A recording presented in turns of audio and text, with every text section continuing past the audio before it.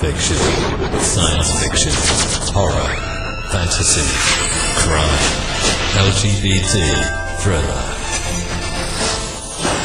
You have now entered the House of Mystery. Welcome back into the House of Mystery. I'm Al Warren. Mr. Michael Hawley, you're in the house. Greetings, Al. How are you doing? I'm always good. Well, not really, but I always say I am. I know they're getting close to Thanksgiving. You getting ready for your turkey dinner? Oh, of course. And then the weekend, we took a trip to close to North Carolina boundary where the hurricane hit. Boy, what a devastation there. It was in Tennessee where we were at on the East Coast, and we saw some major damage. Glad I'm back in Buffalo, where the Buffalo Bills won. I'm just saying. Yeah, just saying. Today we have a couple of guys, and one is the executive producer editor, the other one's the, I'll say, star. How's that? Anyway, they've been working on a film, a documentary, and it's kind of fits the time right now. So it's called Face of Hate, and it's streaming right now. We'll talk about all the places later. So welcome to the show, Steffen. Oh, hi, how are you guys doing? Thank you for having us. Great. Oh, we're doing good. Thank you. And Adam Moya. Hello. Thanks for having us. This has been something you've been doing, I guess, for 10 years from what I see. What brought you into this or led you into doing this? Actually, I was writing a book about racism in the U.S. more than 10 years back. And I worked really hard on getting in touch with some of these guys who were into the white supremacy. And it was almost impossible getting anyone to talk, and I was about to give up, as I suddenly one day received an email, and it was from a guy that was the spokesperson for a Ku Klux Klan chapter in Kentucky. And from there on, more or less, the ball just rolled, because he was very keen on promoting his views, and from the book, it was easy diving into producing a documentary movie, but I did not expect it to take 10 years, but it did. So his views as in his white supremacist views that he was initially trying to promote? Exactly. Oh, wow. In the beginning, I was actually a bit surprised that they promoted it so heavily, the different chapters of the Ku Klux Klan online. But as soon as you actually try to get in touch with them, wanting to ask them questions, it was completely sealed off. And I think that I tried to get in touch with at least 100 of these Ku Klux Klan members that promoted their views online, YouTube videos, on Facebook, etc., and always coming up with a no, till suddenly we met the exact opposite in Jason Barker, the main character of Face of Hate. He was so much into believing in this hatred and his racial beliefs and views that he was extremely keen on sharing them with us. You know, but when you take on something like that, this is like you were saying, a little over 10 years ago, so 2013 maybe, or somewhere around there, with all the tensions and the rising and stuff of the hate and the supremacy and the right wing and all that stuff throughout the world, not just the U.S., but the U.S. is kind of the focal point. But with all of this going on, were you a little hesitant or a little worried about what kind of reaction you're going to get from doing something like this? No. Not at all, honestly. Before I dived into this topic, I've been dealing with human trafficking, abducted kids, etc. I've been, dealing with the death penalty in the U.S., themes that will raise a lot of feelings among people on both sides of the table. So I wasn't hesitant about diving into this. But I was surprised that it would be this difficult in general, getting people to speak about what they believed and what they promoted, at least until someone would share a critical light on it. But why do you think that is? Oh, I mean, I can see why it is, because, it's like a lot of times when they march the streets. Like there was just a march in Ohio here just a couple of days ago where a lot of Nazi flags and all that stuff, and all their faces were covered. So there's a lot of people that don't want to be out about their racism, I guess, extremism, because, I don't know, maybe they'll lose their job or have problems at home. I'm not sure. They do keep their faces covered. So why do you think it is that he came out? I think that he came out because, for several reasons. One of them, I don't believe that he felt he had anything to lose by sharing his beliefs. I also think that he was so much more into the hatred than many of the affiliates that he shared the membership with in this clan that he was out of. But I think that he was such a strong believer in his hatred that it came natural to him sharing it with the rest of the world. You think it's because of the American politics at the time? It was almost around that time more acceptable to just let everyone know how, that kind of feeling, that it was almost they could take their mask off. Did that help him, or it's just because it's Jason? I think it's because it's Jason. I also think that he felt that was his community. And so he had a sense of pride with the people that he participated in, the hate group with, and that was his community. So he was proud of it, and that's just who he is. And so, we all want to talk about our communities and how great they are and how much we love our brothers and sisters and all that stuff. And I think that was part of it as well. He wanted to share his life and community that he was super proud of, and he just wanted to, share it with everybody. Did he have a particular reason why he had such hate for black people or any minorities and stuff like that? What was it more about the hate for the minority, or was it more about the love of his race, his community? I think the reason for Jason becoming so heavily involved in the white supremacy movement is a completely different reason than what he actually is promoting. Racial hatred. It's about that he is a person who actually comes from a very sad background. He never had a family. He never had a sense of belonging with anything sane. Instead, he found the only community, as Adam said, that he felt he was a part of when he came across the Ku Klux Klan more or less by accident around the age of 16. Jason lost his mom when he was only 7 years old. She was in a car crash together with Jason. She died in his arms on a dirt road, and he had no father. So when he lost his mom at the age of 7, which is gruesome in itself, he was left to himself as well for many years to come. Naturally, he had family, but it was not family that he felt connected with. So the first connection and the first sense of belonging to a family was when he met with the Ku Klux Klan. And naturally, that is what hate groups like the Ku Klux Klan, they prey on. It is when they get touch or get the sense of a person who is not in balance with himself in life, then it's an easy target for them. And Jason was one of them. It's a sad situation, right? That how was your interaction with him in the beginning, in the early days when he was promoting the KKK and that sort of lifestyle? Were you having any issues communicating or being around him? I would say that it was a completely different person I started out interviewing in 2013, 2014. The words that he would take into his mouth were beyond this world. The things that he would say about Jews, Muslims, homosexuals, black people was something that you couldn't fathom that anyone would say.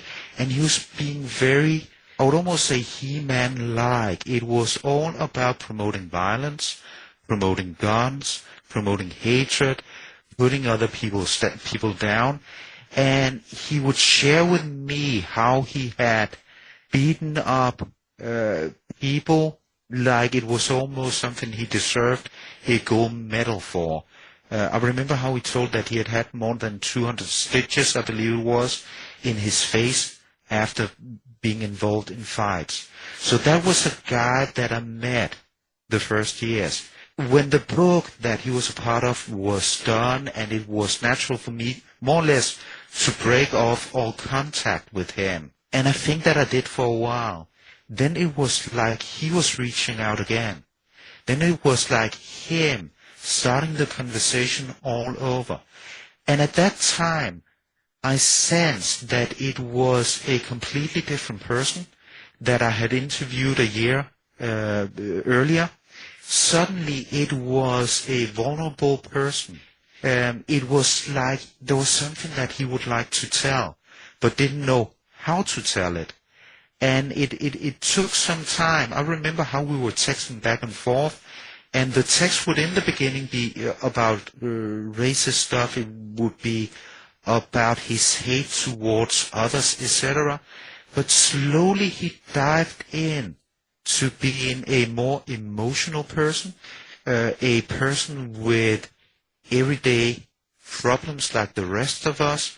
But it turned out that the problems he was facing in life was much more severe than people normally experience. And it was about where I believe all his hatred comes from, the experience he had as a 7-year-old. So me being a reporter, me being a journalist, I think that he felt that for the first time in his life, he had actually found a ear that would listen to his story without condemning him or without being a person that would afterwards point fingers at him, or where it would be something dangerous for him to share his true self. Because after all, I was just a reporter, a journalist telling his story, even living in Europe. So I think that he found a safe haven, and that was how the transition of Jason from the beast, as I would describe him, a human beast in 2013, 2014, slowly changing into becoming what he ends with being in our story, a just normal, loving, caring father. So it's a huge transition from the man I met to the man he is today. Steffen, question. At first, you were just the reporter, and he is kind of telling you things. Was there a point where he started maybe asking you? How did you break into making him think about it a little more, or did you do it, or did he do it himself? How did that work?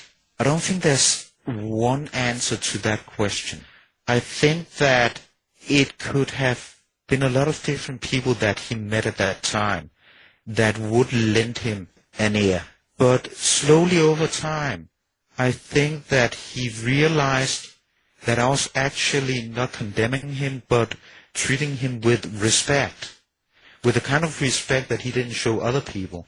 And as I showed it to him, I think we created a bond where he trusted me, I took him seriously, I discussed and debated the things that he would say with him, not in a way where we would get into an argument, but where I tried to view it as if I would debate racism with you guys or with any others, but with people where violence was not a question of response if you did not agree to what was said, as it was with Jason in all his previous conversations with people. So I think that suddenly he felt that he was seen, that he was heard, and that he was respected for who he was. And that created the bond and finally got him to tell his true story. But I also believe that it really made the difference and made this transition in his life. And how was your interaction, Adam? Like, how did you feel about him? And did you meet him? Did you spend a lot of time with him? What was your side of it? Stefan had sent me a drive with all the footage from his first visit, and that was my first interaction I could see right away that Jason let his guard down and let Stefan in pretty quickly. And I think it's because of what Stefan was saying, is that Stefan was lending him an ear and not making any judgments. And so over my career, I've worked with a lot of big, kind of tough, badassy type characters. And, instantly when I saw Jason on the screen, he jumped out at me as like, wow, this guy is real. And he's incredibly honest. I mean, he didn't hold anything. He didn't care. He just let it all roll. I actually never went to Jason's to film. Stefan did all that. I just got to sit and look through all the footage once it was done and we started whittling the story down, over, 50 hours worth of footage. So yeah, I just like Stefan was saying, I saw it right away. Here, this was a guy that was a beast and really just needed somebody to sit down and just listen to him. Just be that person. Like, take him seriously. What does he have to say? Who is he? Why is he the way he is? And just respect him. And I think that's what I saw initially that I really loved. Quite an interesting story. So I guess initially, Steffen, you didn't expect him to change his ways. Like when you were interviewing, you were kind of looking at a person that had a supremacist sort of point of view and lifestyle and community, and so you were trying to learn about that. So when that started to happen, or when that did, like I said, you totally didn't expect it. What was the changing point, do you think? The story that I expected to do, the ending of the film that I foresaw at that time, was Jason diving even more into the hate. I expected him to get a long prison sentence. He already had one for a hate crime he committed against a black state trooper almost 20 years ago. And I think that was the road that he was going to take, getting worse and worse and worse. Because as we started filming him, he was also starting his own militia group. And we filmed them, and that is in the documentary as well, how they tell of them expecting a holy war, how they prepare for it, how they actually hope that it's coming. And they tell that while they on camera prepare with mixing bombs, shooting, blasting guns, and telling about how they have these militia plans that they expect to really, carry out big across the state of Michigan, etc. So far, that was what it was going to be. The first time I was filming with Jason, we agreed that I would return to his house 3-4 months later. And I actually showed up. The only one who didn't show up was Jason. And shortly after, I found out that it was because he had been arrested by the FBI on suspicion of contemplating domestic terror. He had another long prison sentence. I think that he served roughly 4 years. And over those 4 years, we weren't able to film him. We were only able to do phone interviews with him in prison, writing letters, etc., back and forth. But him going to prison on the suspicion of contemplating domestic terror meant that he realized that either he was gonna change his life around, or he might end up spending the rest of it behind bars. I believe that all along, Jason has had something good inside him, like the rest of us. I believe that all along, he just wants to be a regular guy, loving his kids, having great friendships, not being, having to hustle himself through life.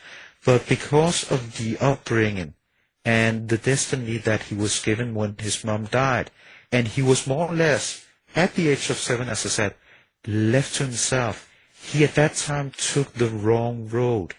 As he says in the movie, and I think that is a great explanation to who he was, but also why he changed his life around. He says, when he was a kid, and other kids at school would ask him where his mom was at, and why she didn't come for the football game, he would get sad. He would miss his mom. But there was one thing that could make that sadness go around, or away. That was him getting violent. If he got angry, he would focus on the feeling of feeling angry. And that would be easier for him to control than the sadness. The anger overshadowed his life instead of the good emotions that hopefully, control most people. And when he went back to prison again, being arrested by the FBI in 2017, sitting there and once again not seeing his kids, then by miracle, I would say, it was the sadness that won over the hatred and anger, and he decided to change his life because he knew the rest of his life would be behind bars and without his kids unless he really turned things around. And so he had did. kids then? He did. He has. He's the father of 4 kids. They are slowly picking up on the relationship again. But 2 of the kids, the 2 oldest of his kids, he really haven't seen for years. And his oldest son was so ashamed of who his father is, or was, that he even changed his name and refused to have any contact with his father. So naturally, realizing that he was paying a price for his hatred towards his own kids, made him change. But as I said, I believe that in the bottom of the heart of Jason, the goodness has always been there. It just didn't have a chance when he started out his life of winning. So what's it like now? Because he was in a community and had friends and people around him that were in the same, let's say mental spirit as he was, like in the Aryan side and the racist sort of side.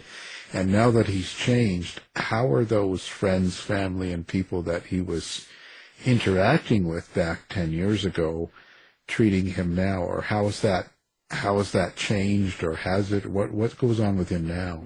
Now he's living a normal life. As he said in the last interview that we did with him, for the first time in his life, he's in his mid-40s, he's actually paying his bills.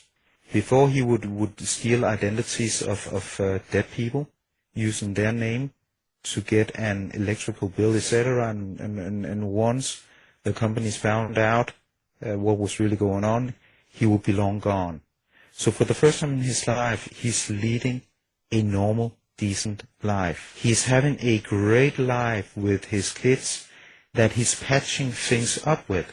When I interviewed him the first time in 2017, he said that if any of his kids would ever come home being gay, he would disown right away. Fate would that his oldest daughter turned out to be homosexual, and he accepts that today without any hesitation, like any parent should.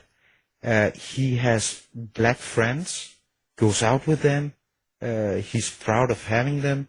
He is facing up to what he did and what he said.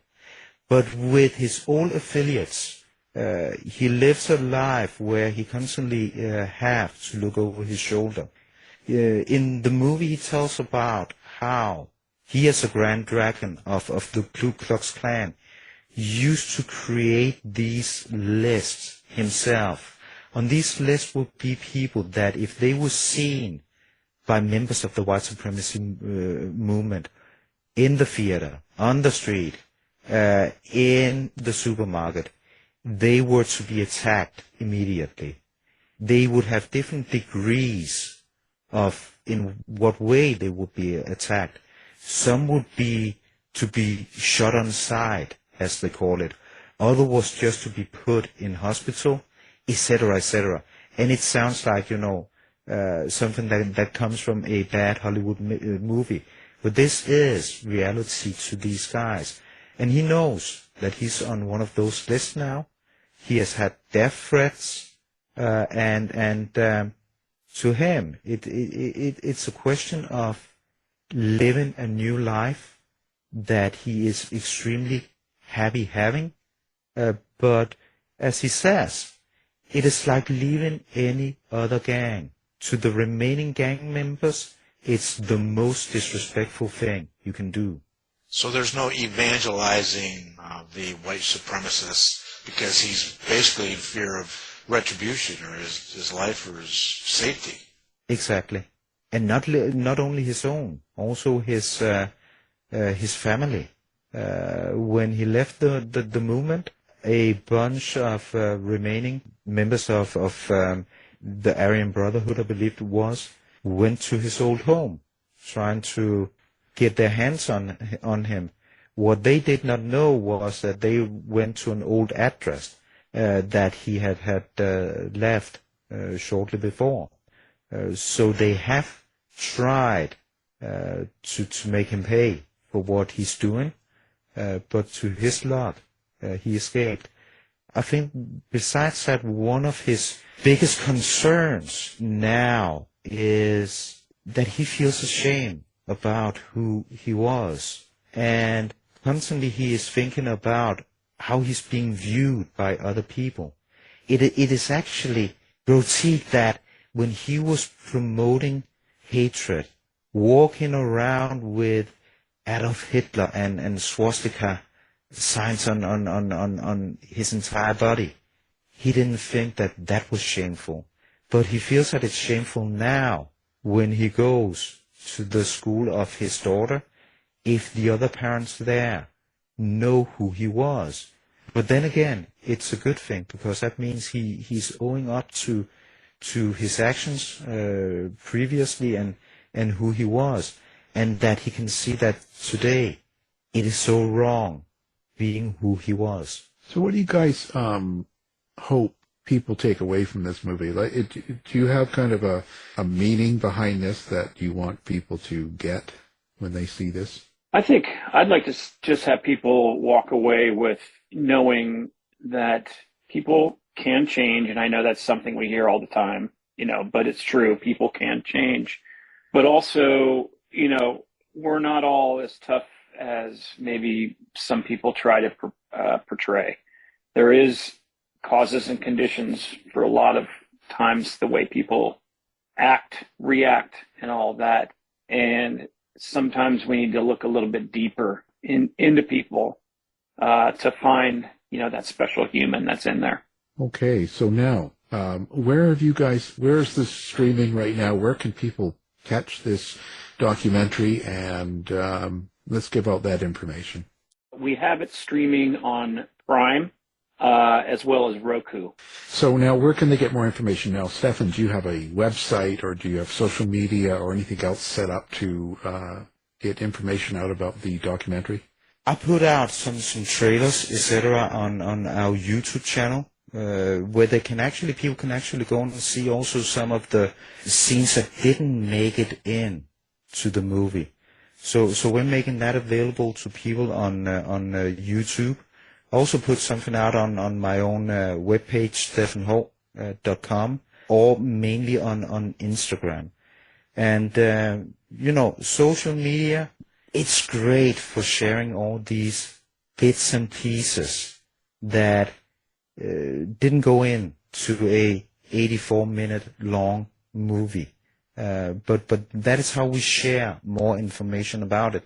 But creating a documentary like this has been 10 years in the process of just shooting the film, editing the film, and finally getting it aired, which it did, recently. But it's a long journey that we've set out on, where we'll be promoting the film for a long time. And hopefully, you ask what we would like to get out of it. We'd like to get out of it that hopefully one day there's a high school teacher in Detroit, Michigan, or Brighton, Michigan, where Jason lives, that sees the movie and actually get Jason out talking to these students that might be on their own way into some kind of hatred.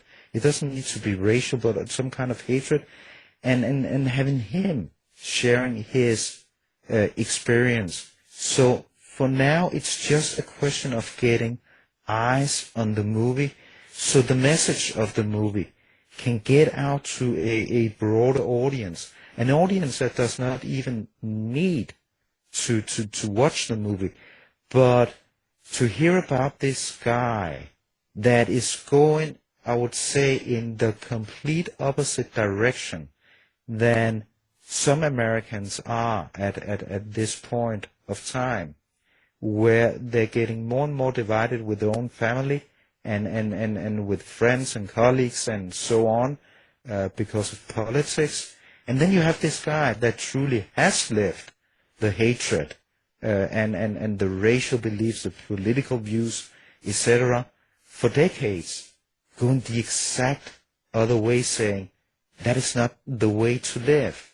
It is actually about listening and sharing, and that is what Jason does. A thing that I would like to share that really stuck with me when I interviewed him the first time was, we were sitting and about to wrap up the recordings, and we actually had, but the camera kept rolling. Jason and I, we were sitting on a bench in his backyard, and in Jason's mind, he had probably already expected that we were done filming. And I was surprised as he said something very banal to me. I never thought of it the way that I would afterwards. He just said, do you actually know how difficult and hard it is getting out of bed every morning having to be hateful? Where it's like you need to, when you get out of bed, turning that hatred on, because that is the life that you're living. And I think if the four of us being on this conversation now, if there's something in our everyday life that we do not like, when we get out of bed in the morning, we try to think about it constructively and think, how do we solve this problem the easiest way for everyone without causing even more problems? With Jason getting out of bed every morning for decades, he would need to find another thing to hate or practice his hatred just in order to feel that he was existing. So it was not, that shows that it was not his innate nature to be that way. It was a decision that kind of then became a habit, or I mean, it's something that kind of engulfed his life. I think because of his experience being alone after the mom's death, I think that was the only feeling, the only thing that he knew. And as he says, and as mentioned earlier on, his grief was so enormous that he needed to find a way of coping with it, and the way he felt he could do so was by having the anger and the hatred overshadowing his own sadness. But again, in the bottom of his heart, and perhaps in the bottom of the heart of everyone, the first thing that exists there is actually goodness. But circumstances in life overshadows the goodness, and then again, hatred, anger, division, etc. takes over. But you can see how he genuinely really changes as a person. You can put on the 84 minutes of documentary, and you can turn off the sound. Not listening to a word he says, but just look into his eyes. When you look into his eyes of the footage we did 10 years ago, sorry to say it, but you see a madman. You see evil. Look in those eyes and you'll see what evil is. Take a look at the last interviews that we did not even a year ago, and you'll see a honest guy that you believe right away, with tears in the eyes, as he talks about how shameful and regretful he is towards the life he is, but also towards how happy he is for having had a second chance of life with his kids. You don't need to turn on the sound. It's a picture in itself, just looking into the transition in his eyes. So it's just fascinating. Now, is Jason going to be doing anything promoting the documentary, or is he staying out of the limelight? I think that he'll be happy to promote the picture. As he said a couple of times, he is so afraid of how people, they will view him once they've seen the film. If they are going to be judgmental towards him, like he always were with other people early on in his life. So I think that he's very proud of the film, and his family is very proud of the film. But I think that he is very afraid of how people they will view him now, because he knows that who they see is a person you're not supposed to be. But when he has overcome that, I think that as he says, when he turned on the newscast of what happened in Charlottesville back in 2017, there was a lot of faces that was riding there, beating up innocent people from different white supremacy groups. He could see that those were people that he recruited himself. And he felt responsible, or he feels responsible today, for having recruited young men into the white supremacy movement who still lives and breathes that life. So a mission in the life of Jason would be doing everything he can just to get some of the people he either got in himself or got in the white supremacy movement by other means, helping them out, realizing that life is much better being filled by love rather than hate. So I think that is one of his missions and what he would love to promote. And he knew that he got into the white supremacy movement when he was 16 years old, because that is when you're most vulnerable for believing what they are preaching without being super critical towards what these movement or what the white supremacy movement preach. So he feels that he has a responsibility to preventing other young people from falling into the traps that he did himself. I was going to say real quick, another interesting thing that we didn't really touch on, speaking of, people that got into the movement that he, may have helped or, introduced the movement to, is his cousin Red, another incredibly fascinating character that, frankly, we could do a full documentary on. Red has also taken the path that Jason has. Red did, I think, 12 or 14 years in prison. I spent half of his life in prison, basically, for armed robbery, for getting in a gunfight with the police. I mean, just a rough character. He has also gotten out of the hate movement, has become kind of an upright citizen. So it's nice, I think, that Jason has, a family member to hang with, to bounce thoughts off of, and that kind of thing. But yeah, we highlight Red as well within the doc. And again, just another fascinating character that lived and breathed the hateful world that Jason did, but also made a turn for the better. Was Jason the reason why Red changed, or was it two separate reasons? It was a different, Red came from a different family family situation, but grew up around, I think, the white supremacy, but then also did so many years in prison that I think he didn't have a choice. He had to take sides, and I think that sort of fueled his hatred. But the big turnaround for him, what is similar to the story of Jason is, it was the love for his kids that turned Jason around. By the end of the day, he didn't want to lose his kids. And he also wanted his mom to be able to look down upon him from heaven and be proud of the son he had become. And he knew in order for her to be proud of him, he would need to change his life around. So love for family made a change in Jason's life. And I think it's the same thing in the life of Red.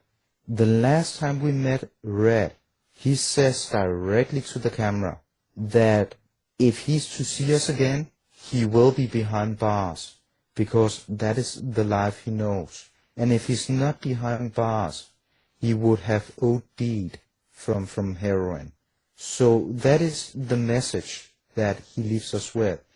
And Red is a really, it sounds corny to say, but a really bad guy.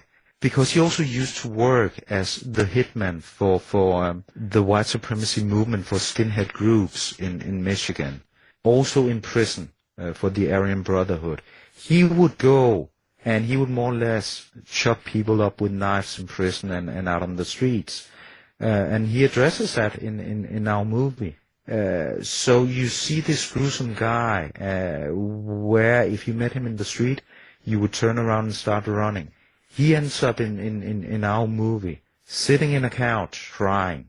You see sorry to say, a man that was diagnosed as a psychopath in prison, suddenly sit in his sofa, crying, and the reason why he cries is, he didn't OD. He met a girl, and they had a son.